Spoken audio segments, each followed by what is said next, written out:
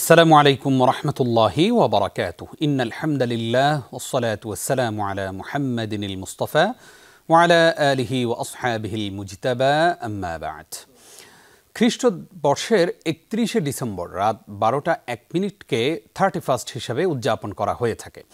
পুরনো বছরকে বিদায় জানানো ও নতুন বছরকে স্বাগত জানানোর উপলক্ষে আতশবাজি, ফানুস উড়ানো, নেশা সেবন ও অবৈধ যৌনাচারে উন্মাদ হয়ে যায় মানব সন্তানেরা। অপচয় ও অপব্যয়ের প্লাবনে ভাসে এক একটি আয়োজন, এক একটি শহর, এক একটি জাতি গোষ্ঠী। ইসলামী জীবন বিধান অনুযায়ী এ কাজগুলো মারাত্মক অপরাধ। সারা বিশ্বের মুসলিম মনীষীগণ এ দিবস পালনের অপসংস্কৃতিকে হারাম বলে অভিহিত করেছেন। সুপ্রিয় দর্শক, আমাদের আজকের বিষয় 31st নাইট ও ইসলামের নির্দেশনা। প্রিয় দর্শক শ্রোতা, কাছে এবং দূরে যে যেখানে আছেন সবাইকে স্বাগত জানাচ্ছি যমুনা টেলিভিশনের নিয়মিত আয়োজন in the name of Allah with BRB cables অনুষ্ঠানে। আপনাদের সাথে আছি আমি নিজাম বিন মুহিব। অনুষ্ঠানটি টিভি সেটের পাশাপাশি যমুনা টেলিভিশনের ফেসবুক পেজে সরাসরি সম্প্রচারিত হচ্ছে। দর্শক, আপনারাও যোগ দিতে পারেন আমাদের সাথে অনুষ্ঠানে। সরাসরি ফোন করতে ডায়াল করুন 02982405 নম্বরে। অতিথি হিসেবে আজ আমাদের সাথে যুক্ত হচ্ছেন দেশের খ্যাতনামা স্কলার আসুন্নাহ ফাউন্ডেশনের সম্মানিত চেয়ারম্যান শেখ আহমদুল্লাহ। আসসালামু আলাইকুম রহমতুল্লাহ। ওয়ালাইকুম আসসালাম রাহমাতুল্লাহি ওয়া বারাকাতুহু। শেখ, কেমন আছেন? জি, আল্লাহ মেহেরবানি, আল্লাহ তাআলা ভালো রেখেছেন। আপনাকে যমুনা টেলিভিশনের এই জীবন ঘনিষ্ঠ আয়োজনে স্বাগত জানাচ্ছি।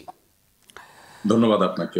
শেখ, আমরা একদম শুরুতেই জানতে চাই এবং আমাদের দর্শকদেরকে যেই প্রশ্নের জবাব দিতে চাই তা হচ্ছে 2024 সাল আমাদের কাছ থেকে বিদায় নিচ্ছে, 2025 সাল শুরু হতে যাচ্ছে। ইসলামের রীতিনীতি অনুযায়ী নতুন বছরকে স্বাগত জানানোর কোনো রীতি কি রয়েছে? ধন্যবাদ আপনাকে। আলহামদুলিল্লাহ ওয়াসসালাতু ওয়াসসালামু আলা রাসূলিল্লাহ বাদ। কোরআনে হাকিমে আল্লাহ রাব্বুল আলামিন ইরশাদ করেছেন, হুয়াল্লাযী জাআলাল লাইলা ওয়ান নাহারা খিলফাতাল লিমান আরাদা আন ইয়াযাক্কারা ওয়া আরাদা শুকুরা। তিনি সেই সত্তা যিনি রাত এবং দিনকে একটাকে আরেকটার অনুগামী করেছেন, একটার পর আরেকটা আসতে থাকে তোমাদের কাছে। আর এটি আল্লাহ সুবহানাহু ওয়া তাআলা করেছেন যে সময়ের পালা বদল, দিন এবং রাতের পরিবর্তন, সময়ের আবর্তন, এটি আল্লাহ সুবহানাহু ওয়া তাআলা রেখেছেন, দিয়েছেন মূলত সেই ব্যক্তিদের জন্য যারা সেখান থেকে উপদেশ গ্রহণ করে এবং আল্লাহ সুবহানাহু ওয়া তাআলার কৃতজ্ঞতা জ্ঞাপন করে। কারণ এই দিন এবং রাতের পরিবর্তন, বছর এবং সময়, মাসের পরিবর্তন, এগুলো মানুষের নানাবিধ কল্যাণ বয়ে আনে, যার কারণে মানুষ আল্লাহ তাআলার কৃতজ্ঞতা আদায় করবে। কোরআনে কারিমের এই আয়াত থেকে সময়ের পরিবর্তন, নতুন সময়ের আগমন বা পুরাতন সময়ের বিদায়, এই সময়গুলোকে শিক্ষা গ্রহণ করবার উপায় এবং আল্লাহ সুবহানাহু ওয়া তাআলার কৃতজ্ঞতা লাভের মাধ্যম হিসেবে উল্লেখ করা হয়েছে। নতুন কোনো বছর শুরু হলে সেটিকে আনন্দ, উদযাপন বা উৎসব বা হৈ-হুল্লোড় করে কাটাবার কোনো শিক্ষা ইসলাম তো দেয়নি, বরং এটি এসেছে পেগানদের কাছ থেকে, প্রকৃতি পূজারীদের কাছ থেকে। ইরানের অগ্নি পূজকেরা তারা একসময় বছরের প্রথম দিনটিকে, প্রথম মুহূর্তকে তারা নওরোজ বা নাইরোজ নামে উদযাপন করত। এই নওরোজ মানে হলো নতুন দিন। তার মানে বছরের প্রথম দিনটাকে তারা নানাভাবে উদযাপনের মধ্য দিয়ে কাটাতো এবং তাদের বিশ্বাস ছিল এর মাধ্যমে তারা সারা বছর ভালো থাকতে পারবে। দুঃখজনক হলেও সত্য যে আজ পৃথিবীতে বিজ্ঞান মনস্ক দাবিদার যে প্রজন্ম এবং পৃথিবীতে বিজ্ঞানময় যে পৃথিবীর কথা বলা হচ্ছে, সেই পৃথিবীতেও এমন সব মানুষদেরকে দেখা যায় সেই উদযাপন করতে যারা নিজেদেরকে বিজ্ঞান মনস্ক বা বিজ্ঞানমুখী দাবি করেন। তারাও কিন্তু এই বছরের প্রথম মুহূর্ত বা 31st নাইটকে আনন্দ উদযাপন এবং হৈ হুল্লোড় করে কাটাবার এই বিষয়টিকে কল্যাণকর বা ভালো কাজ মনে করেন। অথচ বছর নতুন এসেছে, এটি কোনো আনন্দের বিশেষ কোনো উপলক্ষ হতে পারে না। যে কোনো নতুনের আগমন মানুষের আনন্দের উপলক্ষ হয় না। যদি আমরা ধরেও নেই যে ঠিক আছে, নতুন একটি বছর এলো তাই আমি আনন্দিত হয়েছি, নতুনে আনন্দিত হয়েছি, তাহলে নতুন ভোর, নতুন সন্ধ্যা, নতুন মাস, নতুন সপ্তাহ আর কখনো তো আমরা আনন্দ করি না। আর যেই মুহূর্তে আমরা আনন্দ উদযাপন করছি নতুনের আগমনে, ঠিক তখনই তো একটি বছর বিদায়ও হয়েছে। একটি বছরের আগমন যদি আনন্দের কারণ হয়, তাহলে একটি বছরের বিদায় যেটা এক মুহূর্ত আগেই হলো, সেটি কি বেদনার কারণ নয়? যার আগমন আনন্দের কারণ হয়, তার বিদায় তো বেদনার কারণ হয়। তাহলে আমরা নতুন বছরের আগমনে যদি আনন্দ উদযাপন করতে হয়, এটা যদি লজিক্যাল হয়, যৌক্তিক হয়, তাহলে সেক্ষেত্রে নতুন বছরটি যখন শেষ হবে, বিদায় নিয়ে যাবে, তখন কি আমরা কাঁদবো? তখন কি আমরা আক্ষেপ করব? সেটা তো আমরা করি না। তো এখান থেকে পরিষ্কারভাবে বোঝা যায় ইসলাম আমাদেরকে যে জীবন দর্শন দিয়েছেন সেখানে আসলে কোনো অযৌক্তিক কর্মকাণ্ডের কোনো সুযোগ নেই। সেখানে একজন মুসলিম তার বিশ্বাসে একটা ভিত্তি থাকবে। ঈদ উল ফিতর, ঈদ উল আজহা দুটি উৎসব ইসলাম আমাদেরকে দিয়েছে। সেই দুটি উৎসবের পেছনের ভিত্তি হলো, কারণ হলো রমাদান জুড়ে আমরা ইবাদত বন্দি করার পর রমাদানে আমরা ঈদ উল ফিতর উদযাপন করি, যেহেতু ইবাদতের সুযোগ পেয়েছি আমরা, সেজন্য একদিন আমরা উৎসব করি। আবার ঈদ উল আজহাতে 10 দিন ব্যাপী আমলের সুযোগ, হজের সুযোগ পাওয়ার পর আল্লাহ তাআলা একটি উৎসবের ব্যবস্থা করেছেন, অর্থাৎ একটি অ্যাচিভমেন্টের পর আমরা আনন্দ করছি, উদযাপন করছি। কিন্তু নতুন বছরের প্রথম মুহূর্তটাকে আনন্দ উদযাপন, হই হুল্লোড় বা উৎসব করবার পেছনের লজিকটা কি হতে পারে? সকল নতুনের আনন্দ তো আনন্দের কারণ হতে পারে না। একটা বছর জীবন থেকে শেষ হয়ে গেল, আরেকটা বছর আসলো, মানে আমার বাজেট থেকে, আমার হায়াত থেকে কিছু সময় শেষ হয়ে গেল, আমার কবরমুখী যাত্রা অগ্রসর হয়ে গেল, জীবনটা আরো কমে এলো, হায়াতটা কমে এলো। তাহলে এইরকম পরিস্থিতিতে আনন্দিত হওয়ার তো যৌক্তিক কোনো কারণ থাকতে পারে না। এই জন্য ইসলাম যে কোনো ধরনের নববর্ষ উদযাপন করাকে কোনো অবস্থাতেই সমর্থন করে না। কারণ সুন্নাহ থেকে আমরা যে ধারণা পাই সেটি আমরা শুরুতে বলেছি, যে নতুন বছর হোক, নতুন মাস হোক, নতুন দিন হোক, নতুন রাত হোক, এই সব মুহূর্তগুলোকে ইসলাম আমাদেরকে বলে ইবাদতের মাধ্যমে কাটাবার জন্য, আল্লাহর এই দিন এবং সময়ের পরিবর্তন থেকে শিক্ষা গ্রহণ করবার এবং কৃতজ্ঞতা আদায় করবার জন্য। ইমানদার সে কাজটি করবে অযৌক্তিক এবং ভুল বিশ্বাস বা ভ্রান্ত বিশ্বাসের উপরে দাঁড়িয়ে যে অগ্নিপূজকরা বা পেগানরা যে কাজটা করতো সেটা একজন মুসলিম করতে পারেন না। অসংখ্য ধন্যবাদ আপনাকে। আমরা গুরুত্বপূর্ণ একটি বিষয় জানলাম। আমরা এবার জানতে চাই যে এই যে প্রতি বছরই যখন একটি বছর বিদায় হয়, নতুন একটি বছর আসে, ঠিক তার শেষ মুহূর্তে এবং নতুন বছরকে স্বাগত জানানোর জন্য 31st নাইট নামে আমাদের বাংলাদেশ সহ পৃথিবীর নানান দেশে এই 31st নাইট উদযাপন হয়। সেখানে আতশবাজি ফোটানো হয়, ফানুস উড়ানো হয়, নেশা সেবন করা হয়, অবাধ মেলামেশা যৌনাচারে লিপ্ত হয় অনেকেই। অর্থাৎ এমন কোনো অন্যায় নাই যেই 31st নাইট উদযাপন করতে গিয়ে করে না, সেই কাজগুলো করা হয়। আমরা সম্প্রতি সময় দেখেছি যে এই আতশবাজি ফুটাতে গিয়ে অনেক পাখিগুলো মৃত্যুবরণ করে, তারা গাছের নিচে পড়ে আছে, মানুষ পর্যন্ত মারা গিয়েছে। আপনি আমাদেরকে জানাবেন 31st নাইট উদযাপন এটা কোন ধরনের সভ্যতার মধ্যে পড়ে এবং পাশাপাশি এটা কি আমরা করতে পারি কিনা? দেখুন, বাংলাদেশে প্রতি বছরই প্রশাসন থেকে কঠোরভাবে নিষেধাজ্ঞা থাকে, এরপরও সেটাকে ভায়োলেট করে এই ধরনের উদযাপন করতে আমরা দেখি। এই বছর বিশেষ করে ফানুস উড়ানো, পটকা ফুটানো, এগুলোর নিষেধাজ্ঞা ইতোমধ্যে জারি করা হয়েছে সম্ভবত বাংলাদেশ পুলিশের তরফ থেকে। এইটার জন্য আমাদের সামাজিক ভাবে সচেতনতা সৃষ্টি করা দরকার, সামাজিকভাবে এই অন্যায় অনাচার বিরুদ্ধে প্রতিরোধ গড়ে তোলা দরকার। গত 2 বছর আগেরই একটি ঘটনা, যে মায়ের কোলে থাকা শিশু পটকার বিকট আওয়াজে মৃত্যুবরণ করেছে, বিষয়টি আদালত পর্যন্ত গড়িয়েছে এবং সমস্ত মিডিয়াতে উঠে এসেছে। এবং একই সাথে আরেকটি ঘটনার কথা আমরা জানি, যে একজন অসহায় নারী, তিনি তার অনেক কষ্টের টাকা দিয়ে তিল তিল করে একটি প্লাস্টিকের কারখানা গড়ে তুলেছেন। তার প্লাস্টিকের প্রোডাক্টগুলো তৈরি করার পর ছাদে সেগুলো তিনি মেলে রেখেছেন। সেখানে এসে এই 31st নাইটের যে ফানুসের আগুন, সেটি পড়ে তার সমস্ত প্লাস্টিকগুলো পুড়ে একদম ভস্ম করে ফেলেছে। এই ভদ্রমহিলা সর্বশান্ত হয়ে গেছেন। এরকম আরো বহু ঘটনা ঘটছে। আপনি পাখির কথা বলছেন, পরিবেশকে বিপর্যস্ত করা হচ্ছে, পাখিরা দিক বিদিক ছুটোছুটি করছে। 31st নাইটের যে ভয়াবহতা, পুরো আকাশে যে আগুনের আপনার ছড়াছড়ি থাকে, তখন তারা যেরকম ক্ষতিগ্রস্ত হচ্ছে, মারা যাচ্ছে অনেক পাখি আপনার ভীত সন্ত্রস্ত হয়ে যাচ্ছে। এটা আসলে কোনো সভ্য সমাজের দৃশ্য হতে পারে না। এই জন্য আমরা শুরুতে বলেছি এটা অযৌক্তিক এবং ইলজিক্যাল, এবং একই সঙ্গে এটি সভ্যতার সাথে কোনোভাবে যায় না। আধুনিক পৃথিবীতে উন্নত দেশগুলোতে কোনো কিছু করলেই সেটাকে আমরা ভালো কাজ বা সেটা করা যায় বোধহয়, এরকম একটা কনসেপ্ট আমাদের মধ্যে গেঁথে গেছে। এর ক্ষতিকর দিকগুলো দিনের আলো মতো পরিষ্কার হতে, এগুলোকে আমাদের সামাজিকভাবে সম্মিলিত প্রচেষ্টা এটাকে বিদায় করা দরকার। এটা আমাদের কালচার নয়।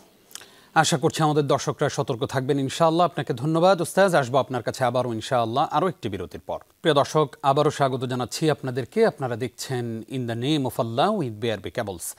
আমাদের আজকের বিষয় 31st নাইট ও ইসলামের নির্দেশনা। এই বিষয়ে কথা বলছেন আস-সুন্নাহ ফাউন্ডেশনের সম্মানিত চেয়ারম্যান শেখ আহমদুল্লাহ। শেখ, আপনাকে আরও একবার স্বাগত জানাচ্ছি। আমরা একটু জানতে চাই যে নতুন একটি বছর আসছে, আমরা পুরাতন অর্থাৎ 2024 সালের শেষ জুমা অলরেডি আমরা আদায় করে ফেলেছি। আপনার কাছে প্রশ্ন হচ্ছে যে নতুন বছরটিকে আসলে আমরা কিভাবে সাজাতে পারি? আমরা দিনের পর দিন যায়, মাসের পর মাস যায়, বছরের পর বছর যায়, কিন্তু আমাদের নিজেদের মধ্যে কোনো পরিবর্তন আসে না, আমাদের পরিকল্পনায় কোনো পরিবর্তন আসে না। নতুন বছরটাকে নিয়ে আমরা কি পরিকল্পনা সাজাতে পারি? ধন্যবাদ আপনাকে। বিরতির আগে আমরা যেটি বলছিলাম যে একটি বছরের বিদায় এবং নতুন একটি বছরের আগমন মানে হলো আমার যে নির্ধারিত হায়াত রয়েছে, আমার সে বরাদ্দকৃত জীবনের অংশ থেকে একটি বছর শেষ হয়ে যাবে। একটি বছর শেষ হওয়ার এই মুহূর্তে একজন ইমানদার, একজন বুদ্ধিমান মানুষ তিনি হিসাব নিকাশ মেলাবার চেষ্টা করবেন। যেমন একটি হাদিস বর্ণিত হয়েছে, হাসিবু ক্বাবলা আন তুহাসাবু, তোমাদের হিসেব আল্লাহ সুবহানাহু ওয়া তাআলা নিবেন, গ্রহণ করবেন, তার আগে নিজেদের হিসাবটা নিজেরা মিলিয়ে নাও। তো নিজেদের হিসাব মেলাবার যে প্রশ্ন এবং সুযোগ, সেটি এই নতুন বছরের দোরগোড়ায় দাঁড়িয়ে আমরা করতে পারি। অর্থাৎ এই বছরটিকে আমরা যখন শুরু করব, তখন আমি একটা বছর যে অতিবাহিত হয়েছে তাতে আমার অ্যাচিভমেন্টটা কি, আমি আসলে জান্নাতের পথে কতটা অগ্রসর হতে পেরেছি, আল্লাহ তাআলাকে সন্তুষ্ট করার চ্যালেঞ্জে আমি কতটা অগ্রসর হতে পেরেছি এবং আমি কতটা পিছিয়ে আছি, এই হিসেব মিলিয়ে নতুন বছরের জন্য প্ল্যান করা দরকার। যে দুঃখিত, আমার যদি কোনো ঘাটতি থাকে সেটার জন্য নতুন বছরের জন্য আমি পুষিয়ে নিতে পারি। আর যদি আমার কোনো ভালো কোনো অর্জন থাকে তাহলে আল্লাহ তাআলার কাছে শুকরিয়া আদায় করতে পারি। এভাবে আমরা বছরটাকে শুরু বা সূচনাটা করতে পারি। জি, আশা করছি আমাদের দর্শকরা সেই অনুযায়ী নিজেদের প্ল্যান সাজাবেন ইনশাআল্লাহ। সুন্দর একটি বছর আল্লাহ রাব্বুল আলামিন আমাদের জন্য কবুল করুন, আমিন। আমরা জানতে চাই যে আমাদের অনেকের সন্তানদেরকেই আমরা প্রতিষ্ঠানে ভর্তি করাবো, সন্তানদেরকে মানুষের মতো মানুষ দেখতে চাই, কিন্তু বাবারা মায়েরা অনেক সময় আমরা পরিবর্তন হই না। আপনার কাছে আমাদের জানতে চাওয়া হলো, সন্তানের প্রতিষ্ঠান নির্বাচন করার ক্ষেত্রে কোন কোন দিকগুলো আমরা আসলে লক্ষ্য রাখা আমাদের উচিত? ধন্যবাদ আপনাকে। এই বিষয়টি আসলে ডিপেন্ড করে যে আমরা সন্তানের জীবনের লক্ষ্য আগে কি স্থির করেছি। আমাদের সমাজে বেশিরভাগ মানুষই আমরা চাই আমাদের সন্তান দুধে ভাতে থাকুক, আমাদের সন্তানের মুখ উজ্জ্বল থাকুক, তার ক্যারিয়ারটা ভালো হোক, এটি আমাদের প্রধান উদ্দেশ্য থাকে। এর পাশাপাশি আবার যারা আল্লাহমুখী, যারা আখিরাতে বিশ্বাসী মুসলিম, তাদের একটা উল্লেখযোগ্য অংশ যারা সিরিয়াসলি ইসলামকে প্র্যাকটিস করার চেষ্টা করেন, তারা চান তাদের সন্তান যেন ভালো মানুষ হন, সুশিক্ষায় শিক্ষিত হন, আদর্শ মুসলমান হন, পাশাপাশি তার ক্যারিয়ার যেন ডেভেলপ করতে পারে। এই দ্বিতীয় যে লক্ষ্যটা, এই লক্ষ্যটা আমরা কোরআন এবং হাদিসের দিকে তাকালে দেখি ইসলামের আলোকে সবচাইতে জুৎসই এবং যথোপযুক্ত লক্ষ্য।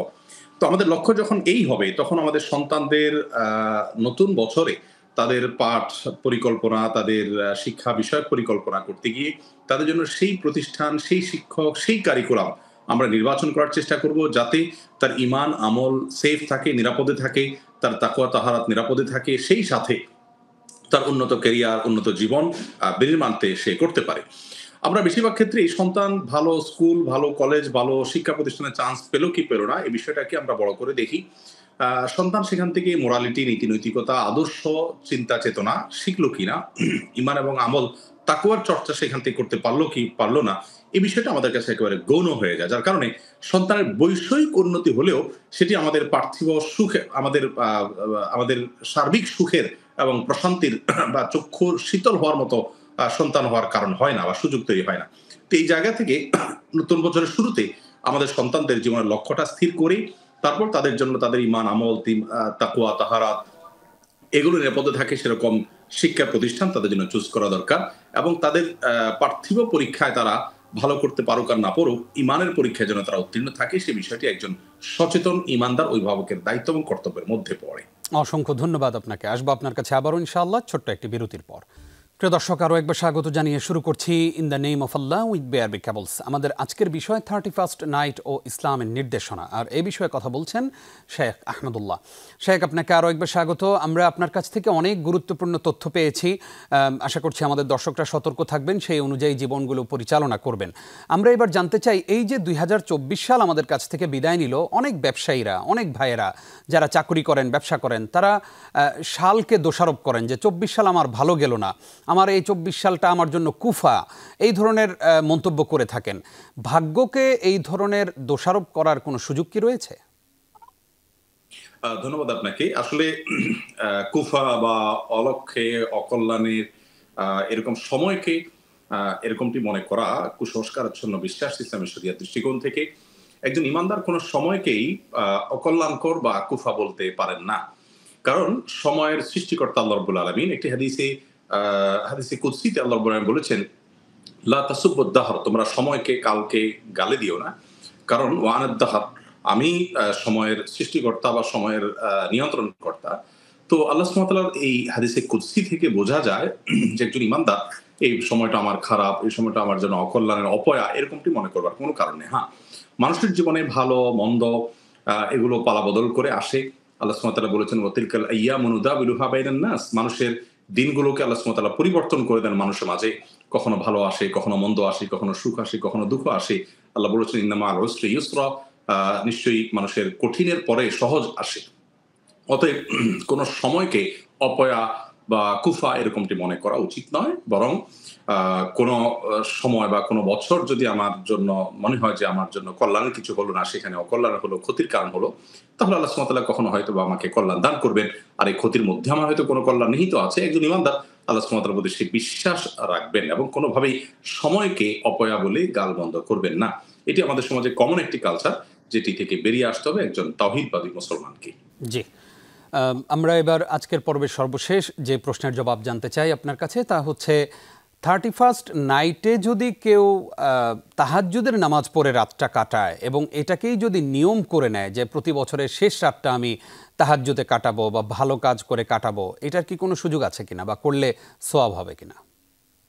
দেখুন, 31st নাইট বা বছরের শেষ কিংবা প্রথম মুহূর্তকে বিশেষ কোনো কাজের মাধ্যমে উদযাপন করার কোনো প্রয়োজন নেই। ইসলাম শরীয়তের দৃষ্টিকোণ থেকে একজন মানুষ অন্য 10টি স্বাভাবিক রাত যেভাবে কাটান, এ রাতটিকেও সেভাবে কাটাবেন। বরং অনাচার থেকে বিরত থাকা এবং অন্যদেরকে বিরত রাখা, আতশবাজি, ফানুস এবং পটকার আওয়াজে পরিবেশ নষ্ট করা এবং ঢাকার যে তারের জাল বেছানো আকাশ বা আমাদের মাথার উপরের অংশ রয়েছে, সেটি নিরাপত্তার জন্য সমাজের প্রত্যেকটা মানুষের কাজ করা, এটি আমাদের কর্তব্যের অংশ। এর বাইরে এই রাতকে কেন্দ্র করে আলাদা কোনো ভালো কাজের করারও আলাদা কোনো নির্দেশ নেই। সেটিও একটা পর্যায়ে বিদআতে পর্যবসিত হওয়ার আশঙ্কা রয়েছে যদি কেউ এই রাতকে কেন্দ্র করে এরকম কোনো কিছুর আবার সূচনা বা শুরু করে। বিধায় আমরা অন্য 10টি রাতের মতো কাটাবো, অনাচার থেকে বেঁচে থাকবো, অনাচার থেকে সমাজকে বাঁচিয়ে রাখবো। নিজের সন্তানদের মধ্যে এই ধরনের উন্মাদনা, এ ধরনের উদযাপনের মানসিকতা আসলে তাদেরকে আমরা বোঝাবো। এটি অনেকের ক্ষতির কারণ হতে পারে, অনিষ্টের কারণ হতে পারে। এটি বিজাতীয় কালচার, আমাদের দেশে নানাভাবে যে কালচারাল ফ্যাসিজম, এটা নানাভাবে দীর্ঘদিন থেকে চলে আসছে, তারই অংশ হিসাবে এটি আমাদের এখানে পুশ করা হয়েছে। এগুলোর বিরুদ্ধে আমাদের জনসচেতনতা সৃষ্টি করা দরকার, সতর্ক থাকা দরকার, সতর্ক অন্যদেরকে করা দরকার। অসংখ্য ধন্যবাদ আপনাকে আমাদের সঙ্গে যুক্ত হয়ে গুরুত্বপূর্ণ তথ্য শেয়ার করবার জন্য।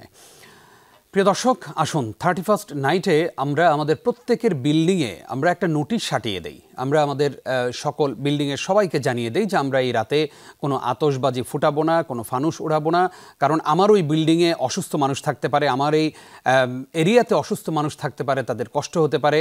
সব কিছু বিবেচনা করে আমরা এই ধরনের কাজ থেকে নিজেদেরকে হেফাজত করবো। আল্লাহ সেই তৌফিক দান করুক, আমিন।